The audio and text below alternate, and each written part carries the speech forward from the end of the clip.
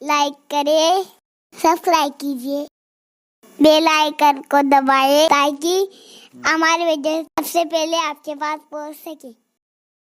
جو ولادت ہوئی ہے وہ ولادت بڑے عجیب و غریب حالات کے اندر ہوئی ہے۔ آپ بہت حسین اور خوبصورت تھے۔ آپ کے حلیے کے متعلق جب حضور علیہ السلام معراج سے تشریف لائے تو آقا علیہ السلام نے مختلف انبیاء کے حلیے بیان کیے، حضرت موسیٰ علیہ السلام کا، حضرت عیسیٰ علیہ السلام کا۔ تو لوگوں نے شوق سے پوچھا، یا رسول اللہ ابراہیم علیہ السلام کیسے تھے؟ تو آقا علیہ السلام نے فرمایا، مجھے دیکھتے ہو میں کیسا ہوں؟ ایسے میرے دادا ابراہیم علیہ السلام بھی تھے۔ یعنی حضرت ابراہیم علیہ السلام کا حلیہ مصطفیٰ جان رحمت صلی اللہ علیہ وآلہ وسلم کے حلیے سے ملتا جلتا تھا۔ اور آپ اندازہ کریں گے کہ ابراہیم علیہ السلام کا حلیہ اگر مصطفیٰ جان رحمت سے ملتا جلتا ہے تو وہ کتنے خوبصورت ہوں گے، اس لیے کہ میرے آقا علیہ السلام کا حسن اگرچہ ہو بہو مصطفیٰ جان رحمت کی طرح نہ تھے، لیکن حضور علیہ السلام سے ان سے حلیے کا ملنا بھی ہمیں اندازہ کروا دیتا ہے کہ ان کے حسن کا عالم کیا ہوگا۔ وَأَحْسَنَ مِنْكَ لَمْ تَرَ قَطُّ عَيْنِي وَأَجْمَلُ مِنْكَ لَمْ تَلِدِ النِّسَاءُ خُلِقْتَ مُبَرَّأً مِنْ كُلِّ عَيْبٍ كَأَنَّكَ قَدْ خُلِقْتَ كَمَا تَشَاءُ۔ تو آپ بہت خوبصورت تھے، یعنی کہ مصطفیٰ جان رحمت صلی اللہ علیہ وآلہ وسلم کی شکل و صورت کے مشابہ آپ کی شکل و صورت تھی۔ آپ جن حالات میں پیدا ہوئے، میں عرض کر رہا تھا کہ وہ حالات بڑے عجیب و غریب تھے۔ نمرود کی حکومت تھی، اور نمرود کے متعلق بتایا جاتا ہے کہ وہ پوری دنیا کا بادشاہ تھا۔ جیسا کہ آپ نے سنا ہوگا ہمارے علماء سے، مشائخ اور خطبہ سے، کہ 4 لوگوں نے پوری دنیا پہ حکومت کی ہے۔ کچھ لوگوں نے 5 کا بھی تذکرہ کیا ہے، 2 جس میں سے مومن ہے، ایک تو سکندر ذوالقرنین ہے اور ایک حضرت سیدنا سلیمان علیہ السلام ہے۔ یہ 2 مومن ہیں، اور 2 کافر بادشاہ ہوئے۔ ایک کو نمرود کہا جاتا ہے۔ نمرود کی حکومت بھی جو ہے وہ عالمی حکومت تھی، یہ پوری دنیا کا بادشاہ تھا۔ اور بعض لوگوں نے جو ہے وہ نمرود کے ساتھ ساتھ عالمی بادشاہوں میں بخت نصر کا نام بھی لیا ہے، اور 5واں بادشاہ شداد کا نام بھی لیا ہے، جس نے زمین کے اوپر جنت بنائی تھی۔ لیکن مشہور یہ 4 لوگ ہیں، اور شداد کا بھی بعض لوگوں نے عالمی بادشاہوں میں ذکر کیا ہے۔ اور انشاءاللہ تعالی اب ایک مومن جو ہے وہ حاکم اور بادشاہ جن کی حکومت پوری دنیا پر ہوگی، وہ قیامت سے قریب حضور علیہ السلام کی آل پاک میں ہوگے، جنہیں دنیا حضرت امام مہدی کے نام سے جانے گی اور پہچانے گی۔ نمرود عالمی بادشاہ تھا، پوری دنیا پر حکومت کرتا تھا، اور اللہ تبارک و تعالیٰ نے اس کو 400 سال کی عمر عطا فرمائی تھی۔ بڑی عمر تھی اس کی، اور بعض مورخین نے یہاں تک لکھا ہے کہ اس نے روئے زمین پر وہ 200 سال تک کی حکمرانی کی، اور 200 سال تک اس نے حکومت کی۔ اس نے ایک مرتبہ خواب میں دیکھا کہ وہ اپنے محل میں سو رہا ہے، اور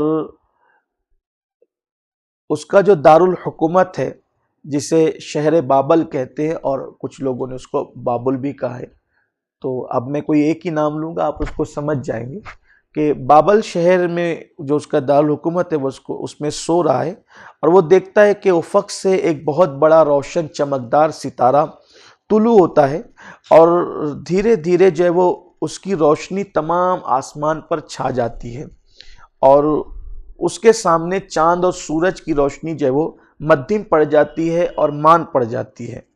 اس خواب کو دیکھ کر کے اس نے اپنے وزیروں کو، امیروں کو، اپنے نجومیوں کو جمع کیا، اور جمع کرنے کے بعد اس نے گھبرا کر کے پوچھا کہ میرا پورا جسم تھر تھر کانپ رہا ہے، آپ لوگ مجھے بتائیں کہ میرے اس خواب کی تعبیر کیا ہوگی۔ اپنے آپ کو خدا بھی کہتا تھا، ظاہر سی بات ہے کہ صرف غرور کی بنیاد پر، گھمنڈ کی بنیاد پر، اس کو خود پتا تھا کہ وہ پیدا ہوا ہے اور اس نے کوئی چیز بنائی نہیں ہے، نہ زمین کو بنایا نہ آسمان کو بنایا، اس سے پہلے بھی کائنات موجود تھی، لیکن اس کی انا نے، اس کے گھمنڈ نے، دولت کے غرور اور تکبر نے جو ہے وہ، اور حکومت کے نشے نے اس کو یہ کہلوایا کہ معاذ اللہ وہ خدا ہے۔ تو ایسی صورت میں حالانکہ وہ جو شخص اپنے خواب کی تعبیر بھی خود نہ جانتا ہو، تو ظاہر سی بات ہے کہ وہ خدا کیسے ہو سکتا ہے۔ تو نجومیوں کو اس نے بلایا اور وزیروں کو، اور وہ پورا تھر تھر کانپ رہا تھا۔ اس نے کہا کہ کیا بات ہے؟ تو اس کے نجومیوں نے اس کو کہا کہ اگر ہماری جان کو آپ بخش دیں تو ہم آپ کو اس خواب کی تعبیر بتاتے ہیں کہ شہر بابل کے اندر ایک لڑکا پیدا ہوگا اور وہ جو ہے وہ بڑا ہو کر کے تیری پوری حکومت کو نیست و نابود کر دے گا۔ اور ابھی وہ لڑکا اپنی ماں کی پیٹ میں نہیں آیا، ابھی وہ اپنے باپ کے صلب میں ہے، ابھی اپنے باپ کی پشت میں ہے، وہ ابھی اپنی ماں کے پیٹ میں وہ نہیں آیا ہے۔ جیسے نمرود نے اتنا سنا تو سننے کے بعد نمرود جو ہے وہ خوش ہو گیا اور اس نے کہا کہ یہ معاملہ تو اب میرے ہاتھ میں ہے کہ اس بچے کو میں پیدا ہی نہیں ہونے دوں گا۔ میرے آقا صلی اللہ علیہ وآلہ وسلم کے دیوانوں اچھی طرح یاد رکھیں، یہ میرے اللہ کی شان ہے، وہ جو کرنا چاہتا ہے وہ کرتا ہے اور اسے کوئی روک نہیں سکتا، اس کے کام کے کرنے میں کوئی روکتا نہیں، کوئی رکاوٹ نہیں ہے، اس کی بڑی شان ہے۔ اس لیے لوگوں کو چاہیے کہ وہ قدرت سے جنگ نہ کیا کریں، قدرت سے نہ لڑا کریں، قدرت کے مخالف نہ جایا کریں۔ ہلاکی، بربادی، تباہی اور ان کا مقدر ہے جو قدرت کے کاموں میں رکاوٹ ڈالنے کی ناپاک کوشش کرتے ہیں۔ یہی کام نمرود نے بھی کیا کہ جب وہ اپنے باپ کی صلب میں ہے اور اپنے ماں کے پیٹ میں نہیں آیا تو چونکہ پوری دنیا میری زیر حکومت ہے تو میں آنے نہیں دوں گا، اور چونکہ اس نے پیدا ہونا بابل میں ہے تو اس نے پھر یہ کیا کہ اعلان کر دیا کہ خبردار کہ کوئی بھی شوہر اپنے بیوی کے قریب نہیں جائے گا۔ اور پھر جو ہے جو بچے ماں کے شکم میں آ گئے تھے تو ان کے لیے بھی یہ ہوا کہ بھئی احتیاطاً وہ پیدا ہی نہ ہو سکے، تو لڑکیاں پیدا ہوئی تو رہنے دیا گیا اور لڑکے پیدا ہوئے تو انہیں قتل کر دیا گیا۔ اس کے بعد پھر ایک وقت وہ آیا، ہزاروں ہزار لڑکے قتل ہو گئے، لڑکیاں ان کو زندہ رکھا گیا۔ تو اس کے بعد جو وہ کسی نجومی نے کہا کہ آج رات میں وہ لڑکا، وہ بچہ جس کا خواب آپ نے دیکھا ہے وہ اپنی ماں کے شکم میں آئے گا۔ تو اس دن اتنا اہتمام کیا گیا کہ سارے مردوں کو پکڑ دکڑ کر کے جنگل میں لے جایا گیا کہ کوئی بھی مرد اپنی بیوی کے پاس رہے نہیں، حتیٰ کہ نمرود خود بھی اتنا ڈرا سہما تھا کہ جب مردوں کو جنگل میں لے جایا گیا تو وہ بھی اس دن جنگل میں چلا گیا، وہ بھی اپنے محل میں نہیں رکا کہ بھئی میں نہ محل میں رہوں گا اور نہ مجھ سے کوئی ایسا کام ہوگا کہ ہو سکتا ہے کہ جو ہے وہ ایسا کوئی کام مجھے سے ہو جائے کہ میرے لیے مصیبت کھڑی ہو جائے۔ تو سارے مرد جنگل میں چلے گئے، لیکن یہ میرے اللہ کی شان ہے کہ اگر انسان جو ہے اپنے طور پہ کتنا بھی کر لے تو یہ بات کہی جاتی ہے کہ تدبیر انسان کی ہمیشہ ناکام ہوتی ہے اللہ کی تقدیر کے آگے۔ اللہ کی تقدیر ہے، اس کا حکم ہے، اس کے حکم کے سامنے کوئی دم نہیں مار سکتا۔ اور پھر یہی ہوا کہ حضرت ابراہیم علیہ السلام جو ہے وہ اپنی ماں کے شکم میں آ گئے۔ ابراہیم علیہ السلام اپنی ماں کے شکم میں آ گئے۔ ماں کو یہ فکر ستائی رہتی تھی کہ میرے شکم میں آئے ہوئے بچے کا کیا ہوگا۔ بالآخر دن گزرتے گئے، حضرت ابراہیم علیہ السلام کی والدہ بزرگوار نے چاہے وہ اس راز کو اتنا چھپا کر کے رکھا کہ کسی کو خبر نہیں ہونے دی، اور بتایا جاتا ہے کہ جب ولادت کا وقت قریب آیا تو حضرت ابراہیم علیہ السلام کی والدہ اور ان کے والد یہ دونوں ایک جنگل کی طرف چل پڑے، اور جنگل میں جانے کے بعد حضرت ابراہیم علیہ السلام کی والدہ ایک غار میں تشریف لے گئی اور وہیں پر حضرت ابراہیم علیہ السلام کی ولادت ہوئی۔ دونوں کو جب خوبصورت اور حسین و جمیل بیٹے کو دیکھا تو دونوں کی آنکھیں ڈبڈبا گئی۔ بچے کے پیدائش ہونے کی بہت خوشی تھی، لیکن آنکھیں اس لیے رو رہی تھی کہ نمرود ظالم نے یہ اعلان کر رکھا تھا کہ بچہ پیدا نہیں ہونا چاہیے۔ اب کسی کے گھر بچہ پیدا ہو نہیں رہا تھا اور یہاں بچے کی ولادت ہو گئی تھی۔ سوچا کہ اگر اطلاع ہوگی نمرود کو تو ہمیں بھی مار ڈالے گا اور اس بچے کو بھی یہ جو ہے وہ پتہ نہیں اس کے ساتھ کیا سلوک کرے۔ تو دونوں رو پڑے اور اللہ پر توکل کرتے ہوئے، اللہ پہ بھروسہ کرتے ہوئے پیشانی کو چوما اور پیشانی کو چوم کر غار کے دہانے پر پتھروں کو سجا دیا تاکہ کسی کو پتہ نہ چل سکے۔ اور دونوں میاں بیوی جو ہے پہلے ہی دن کے بچے کو غار میں چھوڑ کر کے اپنے گھر کی طرف واپس آ گئے۔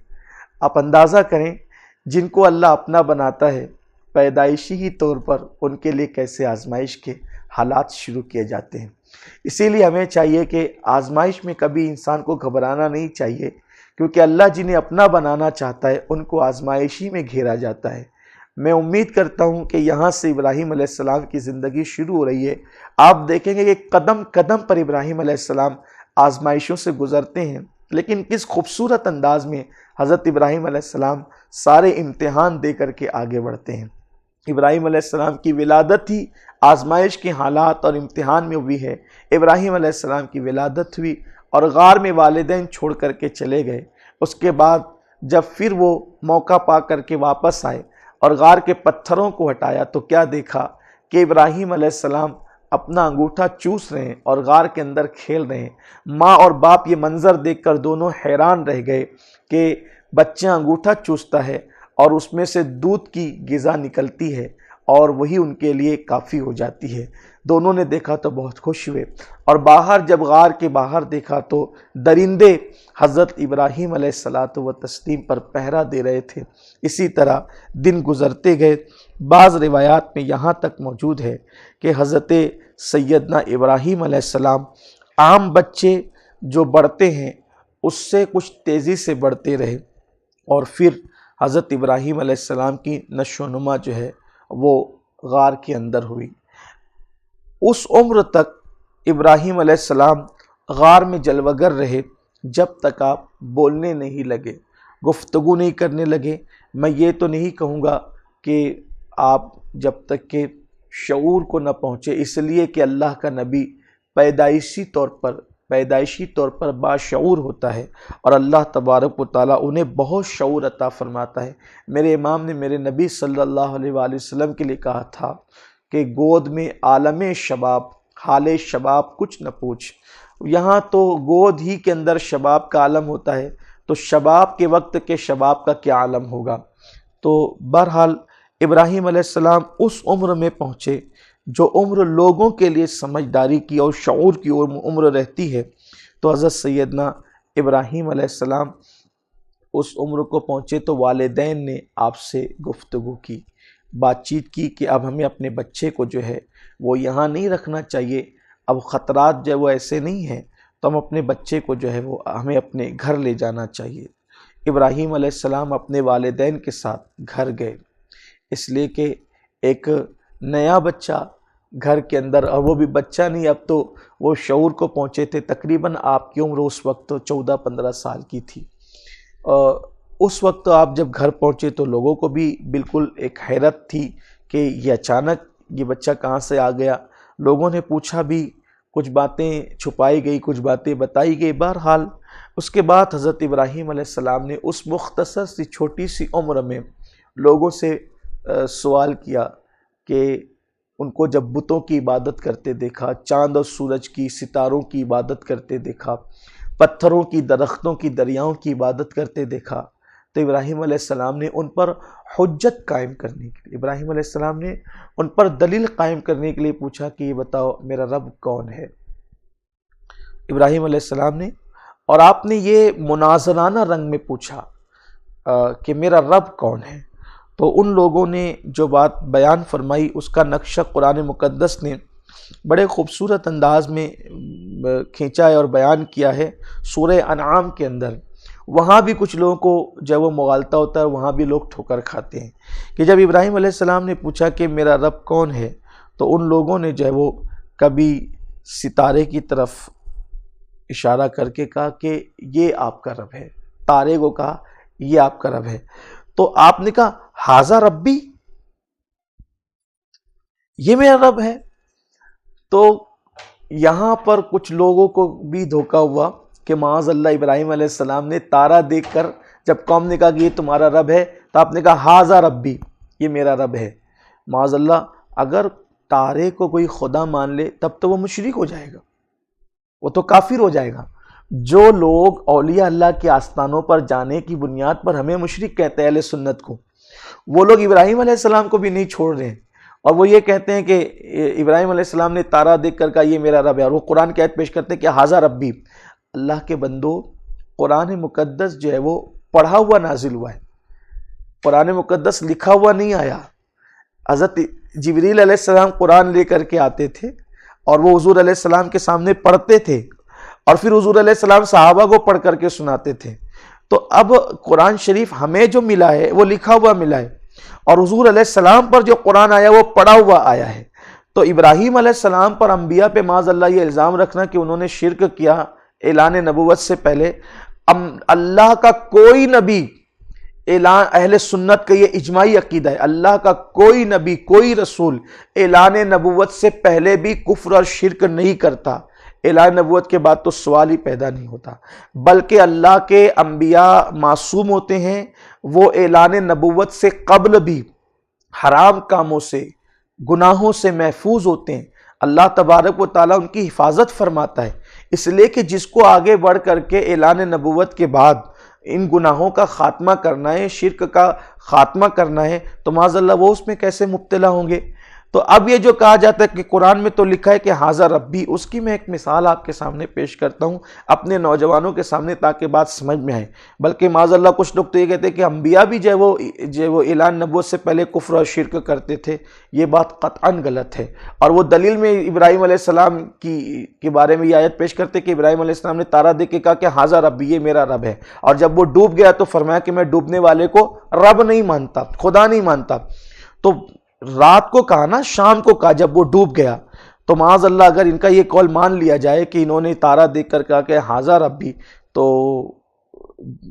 جب شام کو انکار کیا تو اس سے پہلے یہ جملہ تو معاذ اللہ یہ کلمہ کفریہ ہوگا، استغفر اللہ، تو اس لیے اس کی کیا توضیح ہو سکتی ہے، اس کی کیا تعویل ہو سکتی ہے؟ تو اصل بات اس کی یہی ہے کہ ابراہیم علیہ السلام نے ھذا ربی یعنی کہ یہ نفی کے طور پہ کہا، سوال کے طور پہ کہا، الزامی جواب کے طور پہ کہا، استجاب کے طور پہ کہا کہ قرآن جسے مثال کے طور پہ ایک عبارت ہے وہ لکھی ہوئی ہے، میں بمبئی جاؤں گا، ایک عبارت لکھی ہے میں بمبئی جاؤں گا، لکھی عبارت، اس کو آدمی کئی طور پہ پڑھ سکتا ہے۔ نمبر ایک، میں بمبئی جاؤں گا، یہ سمپل آپ نے پڑھا، میں بمبئی جاؤں گا، مطلب یہ ہوا کہ یہ میرا ارادہ ہے، میں بمبئی جاؤں گا، یہ ارادہ ہو گیا۔ اب میں بمبئی جاؤں گا، استجاب ہو گیا، سوال ہو گیا، سوال میں بمبئی جاؤں گا، میں بمبئی جاؤں گا، سوال ہو گیا، میں بمبئی جاؤں گا، میں بمبئی جاؤں گا، یہ استجاب ہے، حیرت ہے۔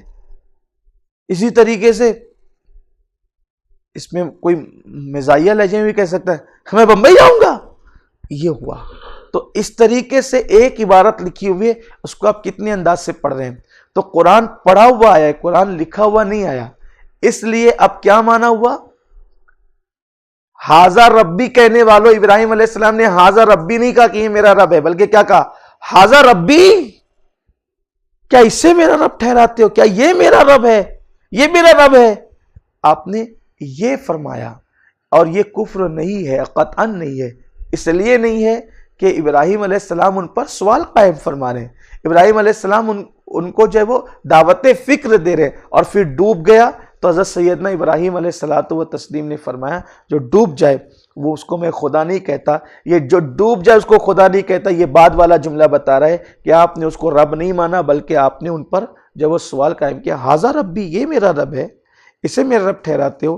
اور الحمدللہ امام اہل سنت سیدی اعلیٰ حضرت امام احمد رضا خان محدث بریلوی رحمۃ اللہ علیہ نے اسی کو سامنے رکھ کر کے کنز الایمان شریف کے اندر ترجمہ فرمایا، اور اس پر بہت سارے لوگوں نے اردو زبان میں ترجمہ کرنے میں ٹھوکر کھائی۔ میں یہ کوئی تعصب کی بنیاد پہ نہیں کہہ رہا ہوں، آپ تقابل کر سکتے ہیں دونوں تراجم کا۔ پھر ابراہیم علیہ السلام نے جب ان کے سامنے یہ بات پیش فرمائی تو قوم جو ہے وہ آپ کی دشمن ہو گئی، اور ابراہیم علیہ السلام کو کسی بھی طرح سے عمر چھوٹی ہونے کی وجہ سے وہ چاہتے تھے کہ ابراہیم علیہ السلام جو ہے وہ ان لوگوں کے ساتھ جو ہے وہ بت پرستی شروع کر دیں۔ ابراہیم علیہ السلام نے کبھی بت پرستی نہیں کی تھی، اور چونکہ آپ کے گھر کے اندر ہی جو ہے وہ آپ کا چچا بت بناتا تھا، بلکہ ایک مرتبہ ابراہیم علیہ السلام کو بت بیچنے کے لیے جو ہے وہ اس نے بھیجا، تو ابراہیم علیہ السلام وہ بت لے گئے، اور لے جانے کے بعد بازار میں کھڑے ہو کر کے کہتے ہیں اسے کون خریدے گا جو نہ نفع پہنچا سکتا ہے نہ نقصان پہنچا سکتا ہے۔ جب آپ یہ اعلان کر کے بیچ رہے تھے تو کسی نے خریدا ہی نہیں، حالانکہ ظاہر سی بات ہے کہ آپ کا چچا تھا، بیچنے پہ مجبور کیا، تو آپ نے وہاں بھی بت کی تذلیل کی اور فرمایا کہ اس کو کون خریدے گا جو نہ نفع دے سکتا ہے نہ نقصان دے سکتا ہے۔ اس کے بعد ابراہیم علیہ السلام نے دیکھا کہ کوئی اس کو نہیں لیتا. جب آپ نے اتنی اس کی حقارت کی، اس کو ذلیل کیا، تو بعد میں جب آپ اس کو لا رہے تھے تو راستے میں ایک نہر ملی، تو آپ نے اس کا گلا پکڑ کر کے اس کو پانی میں ڈبو کر کے کہا کہ تو پیاسا ہے، لے پانی پی. تو قوم نے کہا کہ تم یہ کیا کرتے؟ تو پانی نہیں پی سکتا. تو کہا کہ جو خود پینے کی صلاحیت نہ رکھتا ہو تو وہ پلا کیسے سکتا ہے؟ میرا رب تو وہ ہے جو آسمان سے بارش نازل کرتا ہے، آسمان سے بارش کو برساتا ہے، کھلاتا بھی ہے، پلاتا بھی ہے، جلاتا بھی ہے، مارتا بھی ہے. ایک دن حضرت ابراہیم علیہ السلام نے، جب آپ کی قوم میلے میں جا رہی تھی، ان کے عید کا دن تھا، تو آپ کو کہا گیا کہ آپ بھی ساتھ چلیں. ابراہیم علیہ السلام نے فرمایا کہ میری طبیعت ٹھیک نہیں ہے، میں بیمار سا ہوں. تو ابراہیم علیہ السلام کی قوم نے پھر آپ کو چھوڑ دیا اور ساری قوم جو ہے وہ عید منانے کے لیے میلے میں گئی. تو ابراہیم علیہ السلام ان کے بت خانے میں تشریف لے گئے اور جتنے چھوٹے چھوٹے بت تھے ان سب کو توڑ کر کے پاش پاش کر دیا، اور جو بڑا بت تھا اس کے کندھے پہ کڑاڑی رکھ دی. جس وقت وہ لوگ آنے کے بعد اپنے بتوں کا یہ انجام دیکھا، تو انجام دیکھنے کے بعد ان لوگوں نے جو ہے وہ کہا کہ یہ کام کس نے کیا؟ تو کہا کہ ایک ہی ہے وہ نوجوان جو ہمارے بتوں کو برا کہتا، اسی نے کیا ہو. آپ کو بلایا گیا تو آپ تشریف لائے تو دیکھا سارے بت ٹوٹے ہوئے پڑے تھے اور بڑے بت کے کندھے پہ کڑاڑی تھی. تو آپ نے فرمایا کہ کیا ہوا؟ کہا ہمارے بتوں کا یہ انجام کس نے کیا؟ آپ نے فرمایا یہ تمہارا بڑا بت تو یہ موجود ہے، اسی سے پوچھو، سب کچھ تو اس کے سامنے ہی کیا گیا ہے، توڑا کس نے؟ اس سے سوال کرو. ابراہیم علیہ السلام چاہتے تھے کسی بھی طرح ان کے ذہن میں یہ بات آ جائے کہ یہ لوگ اپنے ناک پر بیٹھی ہوئی مکھی نہیں ہٹا سکتے، یہ کھا نہیں سکتے، یہ نفع نہیں پہنچا سکتے، یہ نقصان نہیں پہنچا سکتے، یہ خود دیکھ نہیں سکتے، کچھ نہیں کر سکتے، یہ جامد و ساکت بت ہیں، یہ کچھ بھی نہیں کر سکتے، تو ان کی عبادت کرنے سے فائدہ کیا ہوگا؟ ابراہیم علیہ السلام کی خواہش یہی تھی، اسی مشن کے لیے آپ تشریف لائے تھے. تو آپ نے فرمایا کہ اسی سے پوچھو. آپ اس مناظرانہ طور پر، الزامی طور پر ان کو جواب دیتے جا رہے تھے تاکہ وہ خود اگلے کہ حقیقت کیا ہے. جب ابراہیم علیہ السلام نے کہا کہ اس سے پوچھو جو وہ اس کے سامنے ہو سکتا اسی نے ٹکڑے ٹکڑے کیا ہو، کیونکہ اس کے کندھے پہ کڑاڑی رکھی ہے، آپس میں جھگڑا ہو گیا اور اسی نے سب کو مارا ہو. تو ان لوگوں نے کہا کہ کیسی بات کرتے ہو، یہ نہیں بول سکتا. تو ابراہیم علیہ السلام نے اس وقت تو فرمایا جو بول نہیں سکتا اس کی عبادت کیسے کی جا سکتی ہے؟ کمنٹ شیئر ضرور کریے.